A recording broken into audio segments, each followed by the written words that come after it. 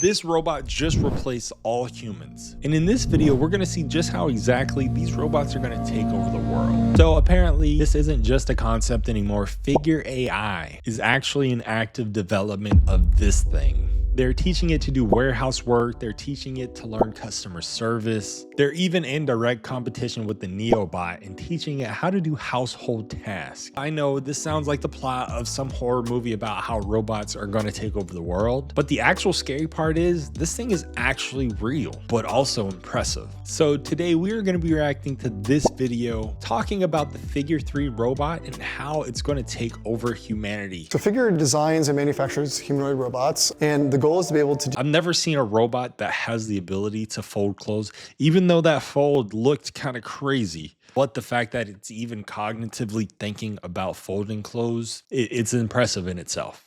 designs and manufactures humanoid robots, and the goal is to be able to do as much stuff a human can as possible in the physical world. We think of a lot of ourselves as like trying to give, this is kind of a creepy, but like trying to give AI a body. How do we ultimately send robots out to the world to do everything from work in the commercial market, and then ultimately we want to put a robot in every home in the world. Laundry, dishes. They're gonna have robots working in factories. Now, my brain goes to, they have this, let me go back really quickly. They have this robot working in a factory. Why can't they just make it one big machine and not have actual AI robots with limbs walking around? House, basically everything that a human can do in the physical world over time, we'd like a humanoid to do. In late September, Time's cover shoot was a domestic affair with a humanoid robot called the Figure 3. It's the latest creation of Figure AI, a California-based startup backed by more than $1 billion in funding, which is building towards a future That thing where looks humanoid clean. robots. I can't lie. When I think of a robot, it looks clean. It doesn't look tacky or boxy. It looks real sleek. Maybe I'll throw a little t-shirt on it, maybe a hoodie on it, make them look a little bit more like a person, throw some jeans, maybe some Jordans. Human labour a thing of the past. Time witnessed the Figure 3 load a dishwasher, clear clutter, and fold clothes. But even in this tightly controlled environment, the robot often struggled. The dream of general robotics, it seems, is still a long way from becoming a reality. The Neobot was a little bit more fluid than this one right here. It's still smooth though. The robot folding towels and loading a washer. And it's kind of clear that it can kind of do those things pretty well, but there were times when one of the towels dropped out of the washer and it was unable to pick it up. So like, how do you get from there to your vision of general robotic overlord that can do anything you want it to? Yeah, overlord, nice. I think the short answer is we feel like data fixes almost all this at this point.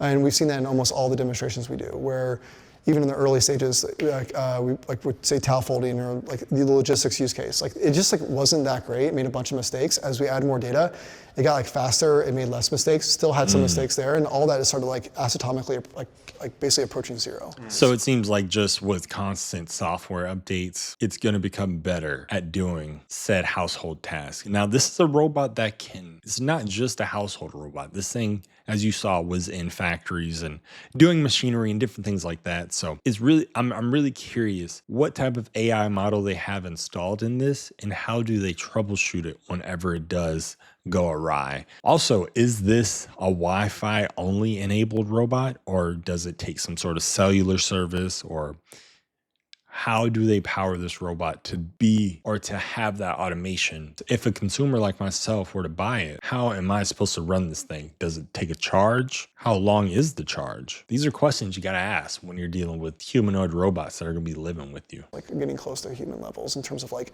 we can run them for like hours and hours and it just like performs really well. Large language models, like ChatGPT, prove that if you scale up the amount of data and computing power used to train a neural network, it would gain surprising new capabilities across the board. Figure is one of the group of companies attempting to apply that insight to robotics. The company is spending big to collect video data of humans performing tasks, like folding clothes and cleaning homes, in a bid to teach robots to do the same thing. The big question is... So it's taking video footage. So they're watching game film on humans and then planting that into the robot's head to then mimic those tasks in order to complete them. That's smart. That's smart. It makes the robot as human as possible. That's smart. Will it work? The company says early experiments have already yielded promising results. Some of the last generation of robot, the Figure 2, are already working in a BMW factory in South Carolina. That is moving crazy. parts. First of all, shout out South Carolina. Second of all, robots actually doing manual labor. One, it takes away jobs from humans, which I'm never okay with because people have to feed their families. But two, it is also very impressive that we can get to a point where robots are doing all the physical labor for us. So maybe those people that were in those jobs move on to bigger and better things. It's kind of a double-edged sword when you think about it. That ultimately make it into the BMW X3. One of our core focuses in the roadmap here is how do we ship robots basically into every consumer home in the world.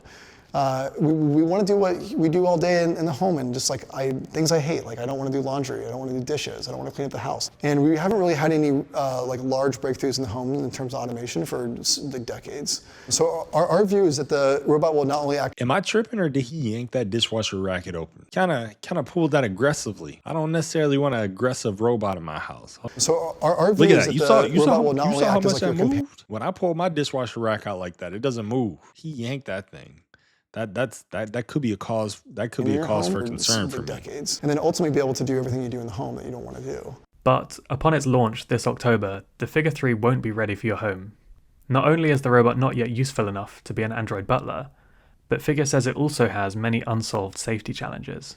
Large language models are notorious. Safety challenges, what do you mean? This thing aggressive? If any of you seen that movie Companion, if you know, you know. I'm not going to spoil it, but humanoid robots can be aggressive. We've seen that before in movies. Maybe not in real life. I'm not trying to see that in real life, though. Notorious for sometimes going off the rails, and that controllability problem will extend to the systems that power humanoid robots, too. There's also the problem of ensuring that the robot doesn't fall over, cause property damage, or injure its human cohabitants. Getting the robot. You see that? It's and I applaud them for not releasing it out to the public yet. I need you to fix all of those shortcomings, because I'm not trying to have a robot stab me in my neck when I'm sleeping. To be extremely safe in the home long term is a really hard problem. I would say now we're tracking like almost like 15 different areas for safety. There's like a physical safety thing of the system safety engineering needs to be done really well. There's like cybersecurity that we need to do really well. How do we do encryption at scale? We have a safety lead here that previously worked on basically mobile robotics. We have a cybersecurity lead that came from like one of the top groups in cybersecurity here in the US. They each have teams, and we're basically trying to spend basically a large focus on trying to figure out how do we enter first, which will be US homes, and then global, in a safe way, and do high performance work. If there's even a small chance that this audacious company can succeed in its goal. Again, those folds are abysmal. I don't like how he's folding those clothes. I'm particular. I don't know about you guys, but I'm particular whenever it comes to folding my clothes. I have a certain method.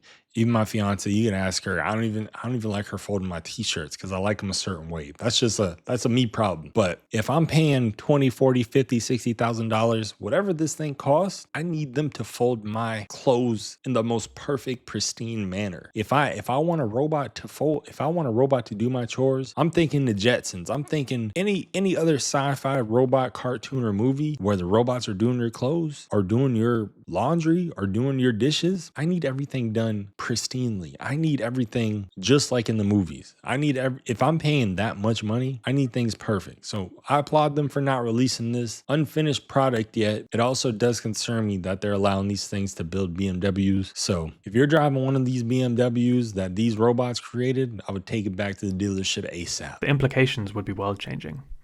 With the global population expected to peak this century before heading into decline, the arrival of robots might allow the world economy to continue growing, even as human labor becomes less abundant.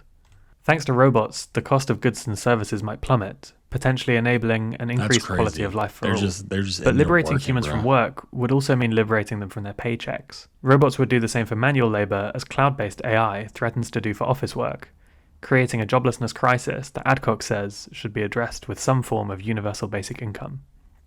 At the same time, though, this billionaire entrepreneur is already calculating how to win control of what he expects to be a $40 trillion industry, and one that tends towards monopoly. You're making like a synthetic human. Right. That's like really cheap. It works like 7 days a week, like 20 to 24 hours a day, and like just wants to keep working and learning. That's insane. How many cheap humans, synthetic humans could you sell in the world to do stuff? I mean, I think billions in the workforce for sure. I think every human would want one, so you have like close to 10 billion there.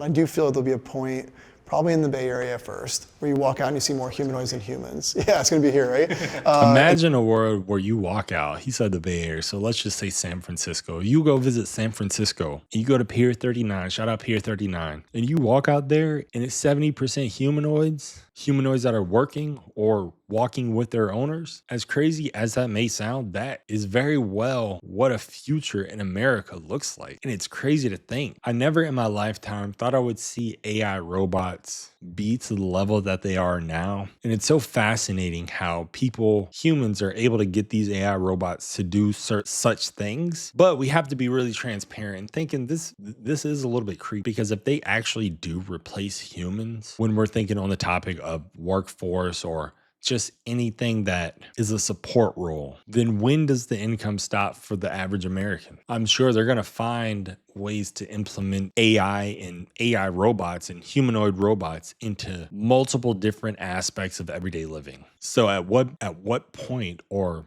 do you think in this lifetime, we're going to get to a point to where AI robots are 60-70% of the workforce? It's interesting to think about. That'll feel crazy. I look at this like, I grew up reading a bunch of crazy sci-fi and dreaming of this, but I think it'll be amazing to have like humanoids out and about, and you can talk to like a human. It can basically do things for you. It's a companion, knows you better than probably maybe anybody else. So I'm like really looking forward to it. I like human interaction. We're not designing the robots to like harm humans or weaponize things like this. We're designing them to do really useful work for humanity. I don't know, guys. That something about that doesn't necessarily sit right with me. Let me know in the comments below. Do you think it will ever get to a point to where robots are going to take over a large percentage of human jobs? Also, I'm curious, if you had a humanoid robot, what would you make it do to make your everyday life easier? If you haven't already, guys, please make sure you like the video, subscribe to the channel, and I will see you in the next video.